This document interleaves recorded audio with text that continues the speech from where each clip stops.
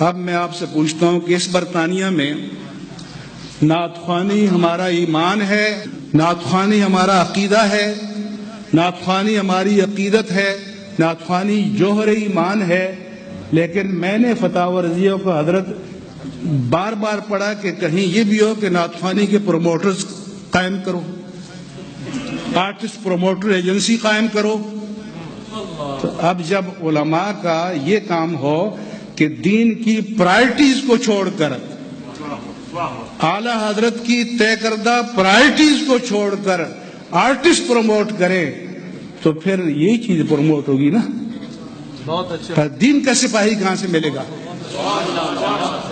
تو میں آپ سب سے سوال کرتا ہوں اور آپ پر اللہ کی حجت کو قائم کرتا ہوں کہ کل اللہ تعالیٰ کی عدالت میں آپ کے پاس کوئی جسٹیفیکیشن اور جواز نہیں ہوگا۔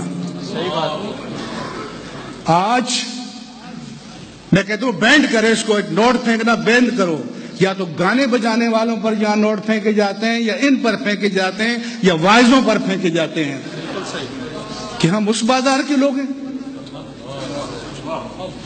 شرم آنی چاہیے آپ کو کہ آپ اس معاشرے میں رہتے ہیں۔ اور میں تم سے سوال کرتا ہوں، وقت نہیں ہے، کہ 5 مرلے کا اگر مکان خریدنا چاہو اور پلاٹ خریدنا چاہو یہاں پر یا پاکستان میں تو 50 ماہرین سے پوچھتے ہو، اور دین کے نام پر 50-100 پاؤنڈ خرچ کرنا چاہو تو کسی ماہر سے نہ پوچھو، جس پر جی میں آئے پھینک دو۔ تو اور نہیں ہے تو کائنات کے سب سے بڑے ماہر دین تاجدار کائنات ہی سے پوچھ لو۔ تو آپ کی نشت کیسی ہوگی؟ اس کلچر کے ساتھ نہیں ہو سکتی اور ہرگز نہیں ہو سکتی۔ اس کلچر کو بدلنا پڑے گا۔